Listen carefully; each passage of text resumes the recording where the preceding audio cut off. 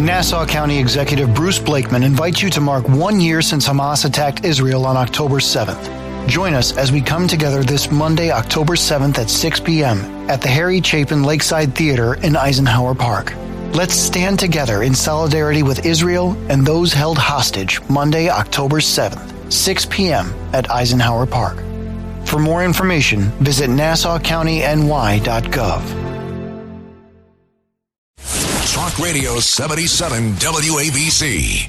Curtis Sliwa up next with the Rip and Read, and his counsel is not here today, so maybe we can get some unfettered access to ask him questions about certain things. But no, what do you mean by that? You taking a shot at Nancy? Not at all. She does her job very well, as a matter of fact, but she's not here right now. Well, she'll be here tomorrow. Oh, okay. Well, that was quite a shot across the bow there. A shot across the bow. I'm saying that your counsel does a very effective job of shielding you from any questions that might get you in any sticky situations. Good. So you'll tangle with my counsel tomorrow. We'll tangle with your counsel tomorrow. But speaking of any legal matters, how about this? The alleged attackers in the assault of your son and former Governor David Paterson, they now say, in fact, Curtis, get this, they're the victims. Any thoughts on that? Yeah. So these are the two adults. And according to David Paterson and my son Anthony, they're the two that started this entire physical fight. 34-year-old and a 40-year-old. That's right. Both NYCHA employees, Trevor nurse, 40-year-old male. Might be in need of some nurses because, my God, you believe this? Something wrong with this guy psychologically to try to go in there and come up with this humdinger of a defense. And Diamond Minter, that's the woman, 34 years old. So according to David Paterson and my oldest son, Anthony, they were there at that McDonald's outside as the teenagers were yelling at both Anthony and Governor David Paterson. Yelling. That was it. The two adults stepped forward, and everybody thought they were going to intervene, which adults generally do. Hey, get back. Come on. Leave them alone. Break it up. Can't you see this is Governor David Paterson? Like, you're 40 years old, you're 34, you don't know this is Governor David Paterson? Plus, you can see the guy's blind. No. The woman punches Anthony in the face, and the man, Trevor, punches Governor David Paterson in the face. Then the fight begins. The teenagers and other adults jump in. You've seen the video, haven't you, James Flippin? Yeah, I have. The NYPD video. My son Anthony is on the ground at some point, and they are starting to kick him, slam him, punch him. He tries to get up, and they use his head as a football, as if they're kicking a field goal. He could have been killed with that one shot. No question. It's hard to watch. And they're roughing up David Paterson, although to his credit, he's going at them. In fact, he grabs one of these guys and throws him in the air. It's like a judo throw. Yeah, seriously. I think you could call him like a black belt martial artist. No doubt. And that's their whole defense. They said, Anthony is a black belt karate guy. Well, first of all, he's not a black belt. So I don't know where the hell they come up with this, but naturally anything instead of, just waiting for their court date, naturally they're going to plead not guilty. They come up with this humdinger excuse. They're trying to say the Governor David Paterson and Anthony Chester were the assaulters and they're the victims. They're claiming to be the victims. Yeah, well, I mean, I don't know how anybody who saw that video could suggest that, anybody other than Anthony and the governor were obviously victimized here. Now, let's be perfectly honest. If this was not Governor David Paterson, nobody would be paying attention to this case. That's true. As a result, we would be, obviously, if Anthony was involved. Right, but the rest of the city wouldn't. Right. This is like 99% of the cases in New York City where people then go into court who clearly were aggressive, egregious violence, and they use the same excuse. No, I was the victim. And they want to cross-charge. That's why the crime figures are down so low. You're on the ground. You're clearly the victim. The police have their orders. They roll up. They're ready to arrest the other guy. The other guy goes, no, that person hit me first. Then the police go up to both the aggrieved, the victim on the floor, and the assaulter and say, well, he wants you arrested also. We're going to have to arrest you, and we're going to have to handcuff you to him, and we're going to have to go to the station house. And that's when victims say, no. Let it go. Let it go. I'm not going to press charges. That's how this works in this city. So that's one of the ways they've kind of depressed crime statistics. Of course. They go up. The worst case ever was up in Harlem. An elderly black woman was on the floor with a cane. This brute came up. I remember that video. Yeah, sure. And the cops from the 25th precinct went up. They have orders. Suppress the numbers. Keep it down. And they said to this black woman on the ground who was bleeding, he wants you arrested, too. You're going to have him arrested. It's going to be cross charges. We're going to have to arrest the both of you. Naturally, the elderly black woman with the cane said, forget it. This is what happens every day. So now you see the strategy in court where the defense attorneys, legal aid, because these two guys, this guy and gal, even though they're adults and they work for NYCHA, it's not private attorneys. It's lawyers that we pay for. They all come up with this strategy. Cross charge. Claim you're the victim. Once that other person realizes they might be arrested and charged with assault, they'll either forget the facts, they won't come back to court, or they'll drop the charges. Now you've seen how this situation works so that Eric Adams can say crime is down in the city. So what's something that authorities, let's say there happened to be somebody in this studio who might want to be mayor someday. What's something that the city could actually do to push back against that? There's only one person in this studio who is going to be the mayor next time, and that's me. Get it straight, pal. So what are you going to do about that kind of thing with this cross charge and the push to lower crime stats, make it look better than it really is? You see, high crime stats is good because that means you're making arrests, and that means the criminals are going to understand there are consequences, and we're going to push these DAs, arrest them again and again. I don't care how many times. Arrest them 3 times a day. Put them through this system. Eventually, it'll catch up with them, and the DAs will understand. This mayor is going to name and shame them. Gabish! I got bish. So just like yesterday with this guy who stabbed a subway operator in Crown Heights, they said this is a repeat offender, one of these guys that's always doing bad stuff in the subway system. By the way, ask your news director, Norm Layden, who broke that story. I did. Because a guardian angel motorman reported it to me almost moments after it occurred at Utica Avenue on Crown Heights. The facts were a little bit loose and fast in that one because you said he got stabbed 8 times, and I believe it was twice. So how many times did he get? Oh, twice. Oh, excuse me, Mr. Pulitzer Prize winning. I can't wait till my counsel is in tomorrow, Nancy. I can't wait. She will eviscerate you. You're going to be well protected with your counsel over there. So now, before I can become mayor, and I will become the next mayor, we have to... We got to deal with Eric Adams, swagger man with no plan, who had this to say yesterday in a long press conference, which I'm going to dissect and bisect coming up. By the way, through the help of my wife, Nancy, who does the rip and read, and she'll be here tomorrow, ripping you a new tuchus, Flipper. I am going to serve my term and run for re-election. I am going to serve my term and run for re-election.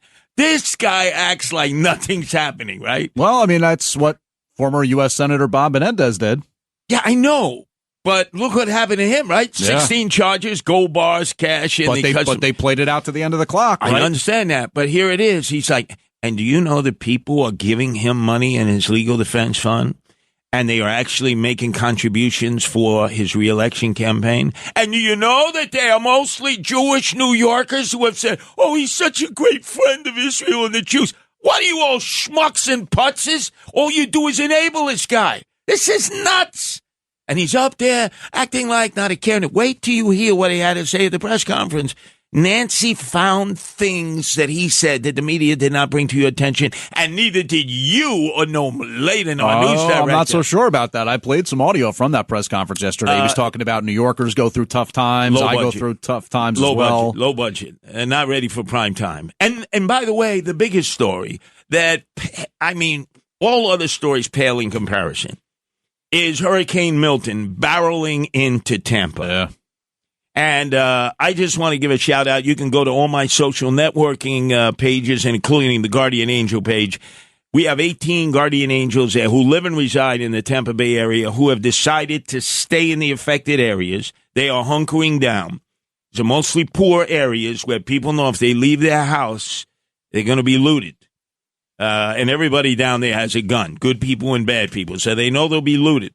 So the guardian angels have decided, they took a vote of it, because this is what the mayor had to say to anyone who decides to stay behind. Helene was a wake-up call.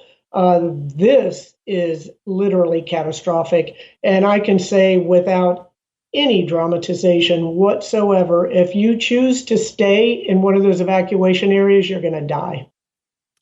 If you choose to stay in any of those evacuation areas, you will die.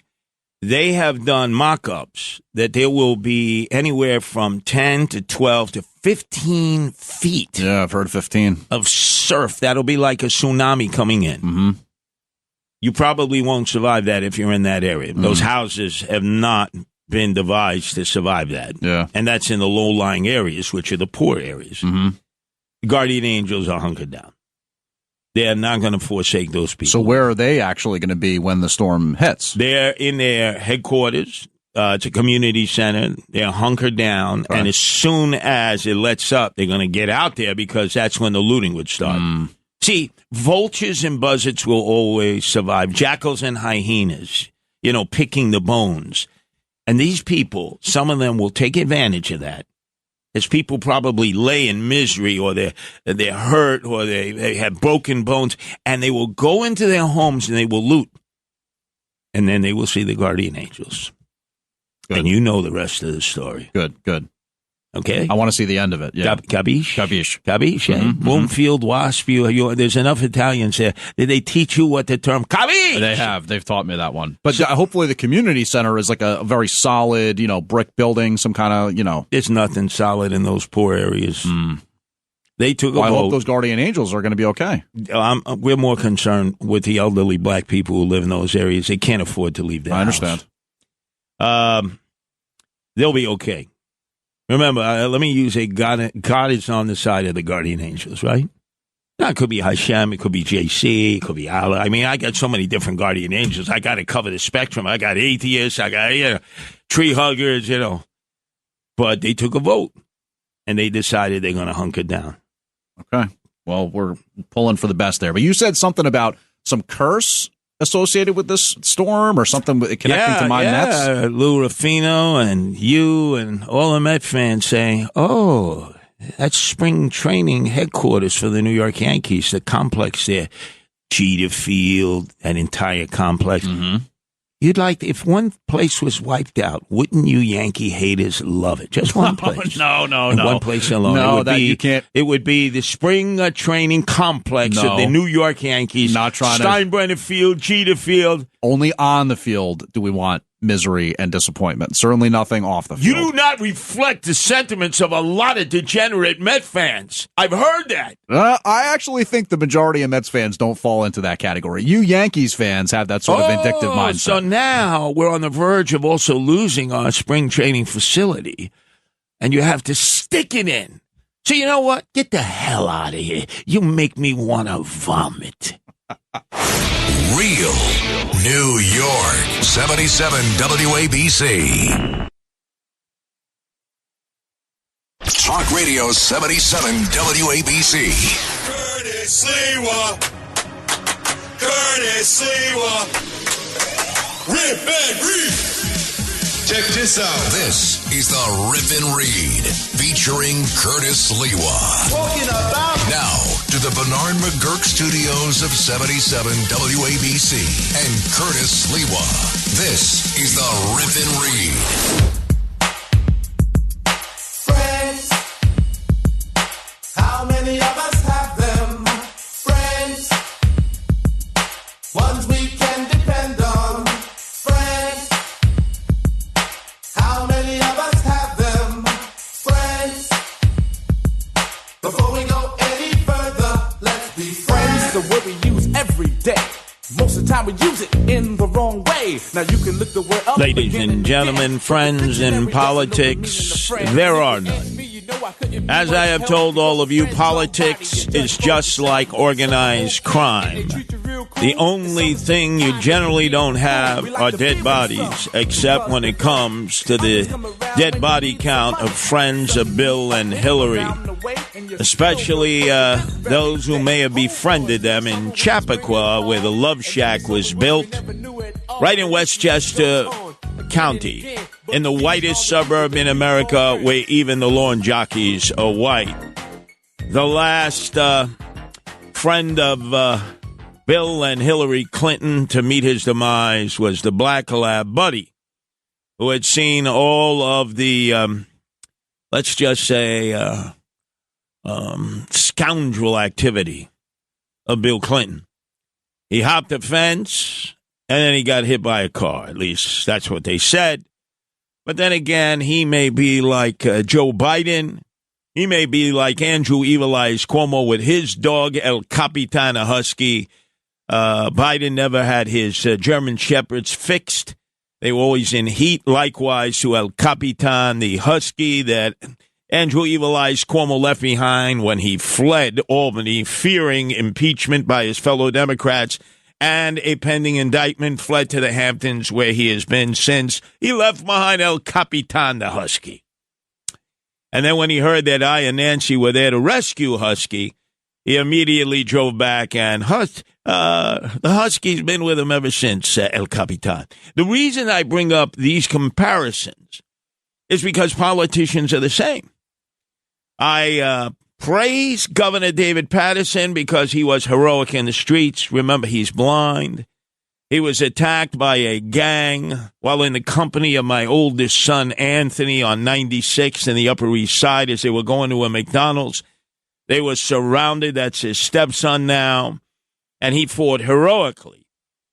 For a blind man, even more than heroically. As my son was on the ground getting pounded by this gang, you can actually see the NYPD release video.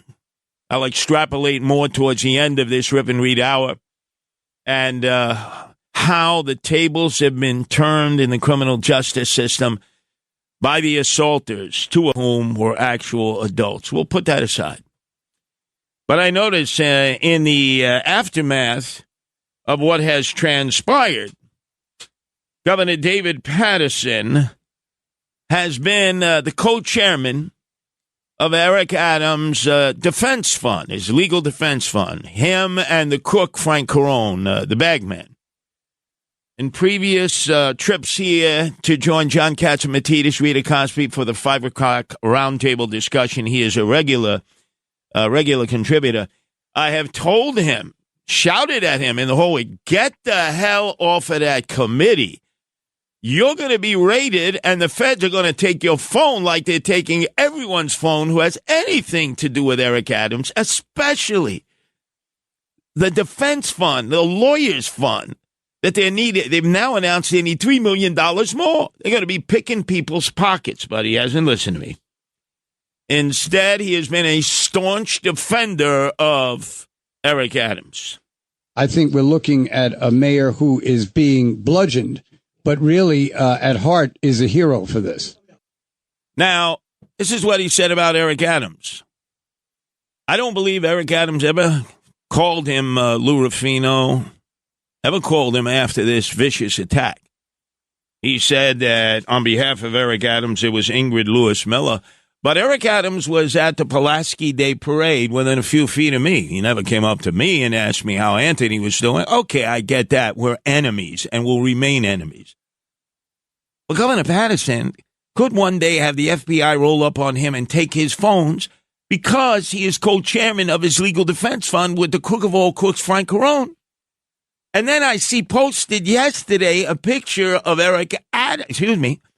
of David Paterson with Andrew Evil Eyes Cuomo, wishing him well after this horrific gang attack. And slowly I turn step by step to the interview done with David Paterson with Suzanne Miller, our real estate gal who has her podcast, in which he asked the question that so many people ask. Hey, David, how come like Hochul, who ran for the actual spot that she replaced Cuomo for when he fled Albany because he feared a Democratic Party impeachment, How come you didn't run? I didn't run for governor because I thought if I did, I'd be indicted. Now, who would indict him? Federal government had no investigation of the Paterson administration at that time, but the state attorney general was Andrew Evil Eyes Cuomo. He never said it was Cuomo, but everybody knows it was Cuomo. And yet, yesterday, they were the best of friends. This is what politics is about. J.D. Vance, the vice president candidate for Donald Trump, called Trump Hitler in 2016. He's now running as the vice presidential candidate. That's why I don't trust any politicians. Any of them. Enemies one day, friends the next. It's the Rip and Read. Talking about Featuring Curtis Sliwa. Talk Radio 77 WABC. Talk Radio 77 WABC. Talking about This is the Rip and Read featuring Curtis Sliwa. Now to the Bernard McGurk studios of 77 WABC and Curtis Sliwa. he's gonna get done. Just you wait and see. Why is everybody always picking on me? That's him on his knees. I know that's him. Yelling 7,11 down in the boys' gym. Charlie Brown. Oh, there he was, moaning and groaning, talking about how everything was great. You don't have to worry about anything. Eric Adams, swagger man with no plan. He got it. He got it. What you're seeing, everybody leaving or getting arrested or getting indicted, he said is par for the course. But yesterday at his weekly press conference, he appointed a new first deputy mayor to replace the old first deputy mayor who's on the cusp of getting indicted with her husband, David Banks, the former chancellor of the Department of Education, dumbest organization ever. I know you need a scorecard for all of this. Even me, who knows all the personalities, I get vertigo from all these people. But they're all going to get indicted unless they become cooperating witnesses, confidential informers, because the feds, their target is Eric Adams. Everybody knows that. But oh my God, it's like it's endless. And there's always somebody else willing to step up and fill the shoes of the person who just left, who is either going to become a cooperating witness or is going to be indicted, in this case, herself, the former first deputy mayor, replaced by Maria Torres Springer. And who announced that but Eric Adams himself? Who would have thought young Filipino little girl growing up and one day to be the first deputy mayor of the city of New York? This is the greatest country on the globe because we're the greatest city on the globe. And so you can do your thing and run our city. Thank you. Thank you. Yeah, you can do your thing. So she was led outside. Upstairs is basically what you would call, they've changed the name of it. But it's the confidential Eric Adams administration office in City Hall, where she was given her burner phones, because everybody's got to have burner phones there, especially knowing that the FBI at any second may raid you at your home, your place of business, in a restaurant, walking around. And she was told, and I got this on pretty good authority, eliminate any texting back and forth with the mayor. Eliminate it. Because that's what everybody else has been told to do, and they were doing even before the first FBI raid. But after announcing that Maria Torres Springer is his new first deputy mayor, that's number 2 in line, he wanted to once again reassure the entire world that was watching that he is the law-abiding Eric Adams. I will never instruct anyone to do anything illegal or improper.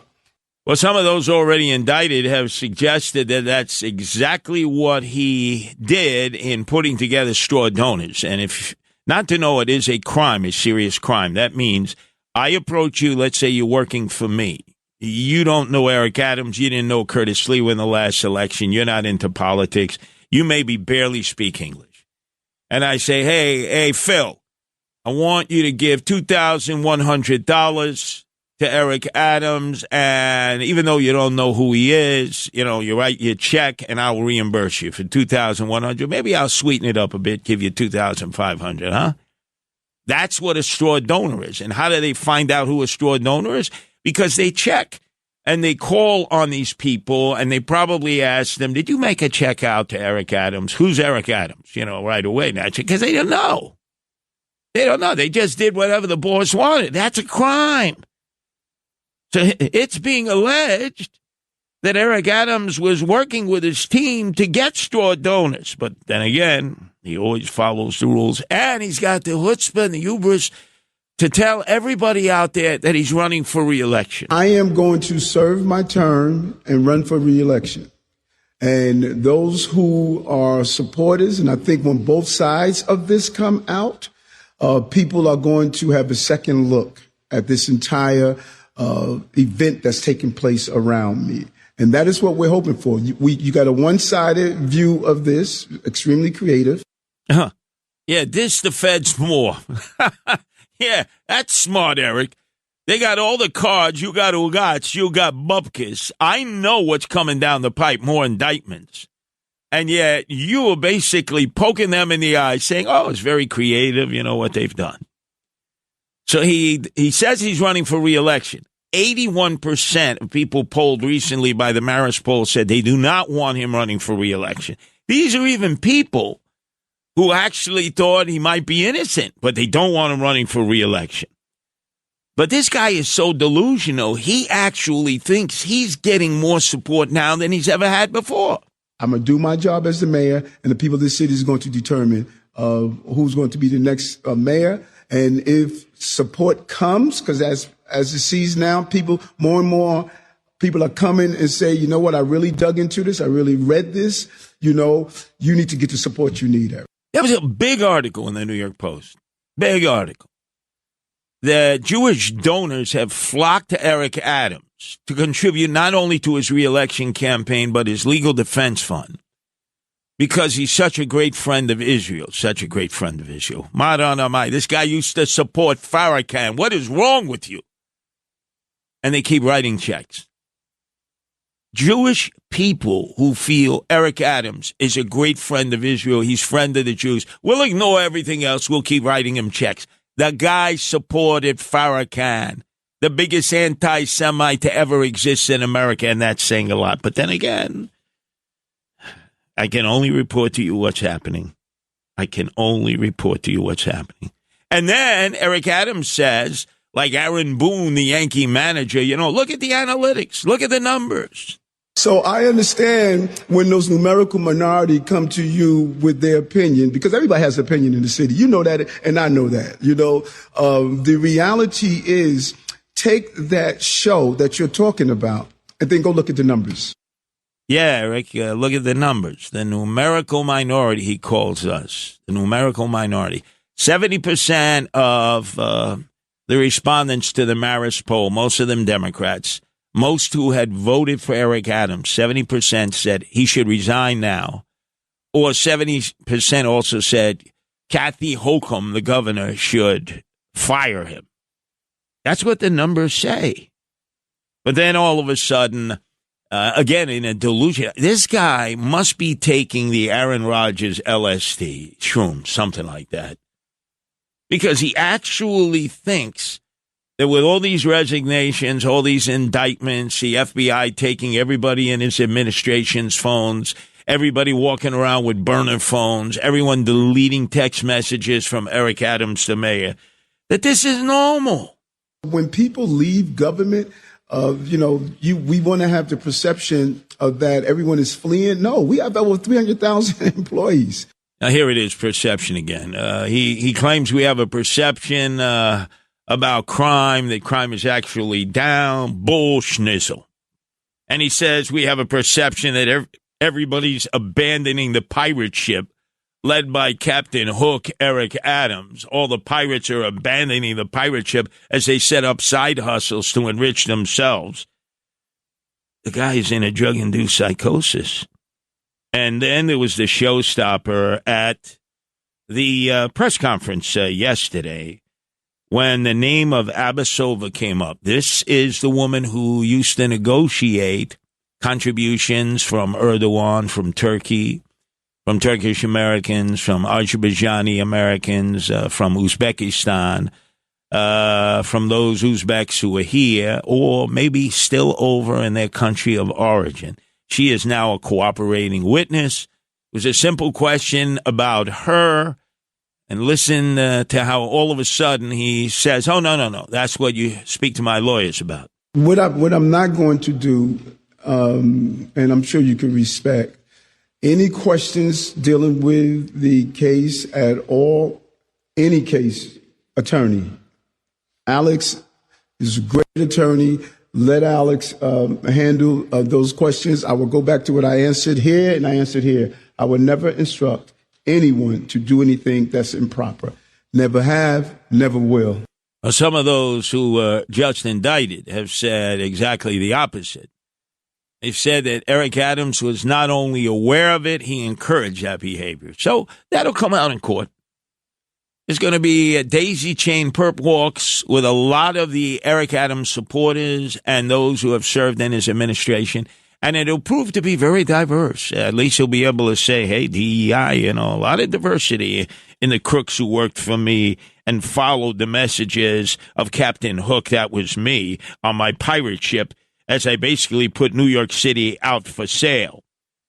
But then he said, there's something good about this. I don't know, Rich Radabali or anyone else listening out there, I don't know anything good that can come from this, but Eric Adams can look at this darkened cloud that hangs over the city of New York now as we fall into the abyss, and he sees a silver lining. I'm curious that are people expecting me to go into Gracie Mansion and hide and say, why are they doing this to me? No. Life is tough. And they elected a tough mayor that has gone through a lot. And I need to help people that are going through a lot. And I'm willing to do that. This is going to be therapeutic. He's going to be like helping the rest of us New Yorkers who have problems because of his own problems that he brought upon himself because of his greed and avarice. And because he just wanted everybody to show him the money. That's what it was all about. And then he had to double down and say once again, even though every day somebody else is leaving the administration of Eric Adams, whether they choose to or whether because there's a pending indictment waiting for them from the Southern District or the Eastern District Department of Justice. 8 or so in a week is a lot, and these are all senior officials. Are you saying none of this is connected to your indictment and the federal investigation surrounding the administration? Because it seems like that's kind of the tone, that this is all just the usual shuffle that happens after a few years. That's exactly what I'm saying. Not one person that has decided to do something else with their life said Eric is because so much is going on. Not one person. Not one person. So we're supposed to believe that with feds rolling up at 6 o'clock in the morning, taking people's phones, their laptops, coming into the house, taking away files on a regular basis, and rightfully so, that none of these people decided, hey, Eric, I can't deal with this any longer, man. You tied me into this criminal enterprise, this organized crime operation that you have here at City Hall. I got to leave now. I got to leave now before I get indicted. No. This is just normal. This is what you call a guy who's in a drug-induced psychosis. I'm telling you, he must be sharing the same acid that Aaron Rodgers, the quarterback of the Jets, takes on a regular basis. And to everyone else who was at his press conference, because now there are international journalists, he wants you to know this is vintage Eric Adams. This is the way he's always been. It's true. He's always been a crook. This is vintage Eric. So to those who just introduced themselves to me, they have a different belief. This has never changed who you're seeing in front of me. I say to all of you, as you do your research on these stories, go Google back in 84, 85, 86. Rookie cop rookie standing up saying we need to treat people with dignity. No, standing up for Farrakhan against Jews, and yet now he appeals to Jews to bail them out with contributions, and apparently they are. A rookie cop, huh? Eric Adams, who is out there calling cops crackers that he worked with. Yeah.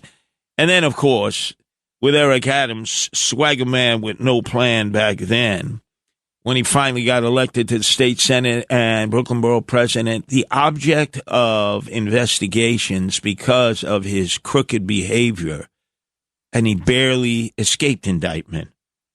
Yeah. So we look back to vintage Eric Adams, and it tells us all we need to know. And then finally, he's saying, hey, look, this is a low, but I don't want to peak yet. Towards his reelection. And, you don't want to peak too soon.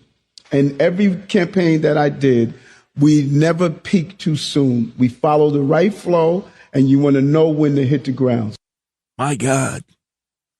This guy is in City Hall. He is delusional. And he thinks this is all about peaks and valleys. And, hey, this is just part of a normal day of operation in the city of New York. Hey. You voted for him.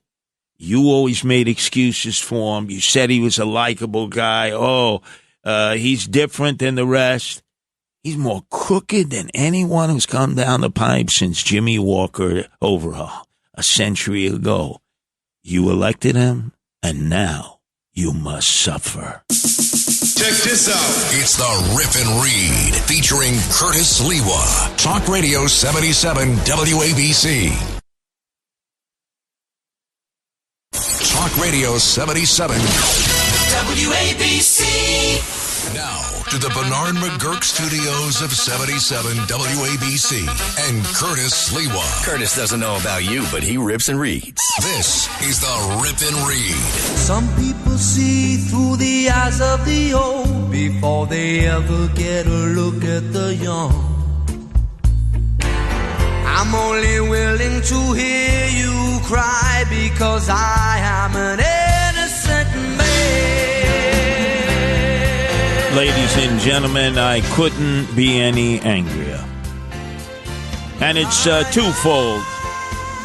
The city that I was birthed in, the city that I will die in one day, is falling completely into the abyss.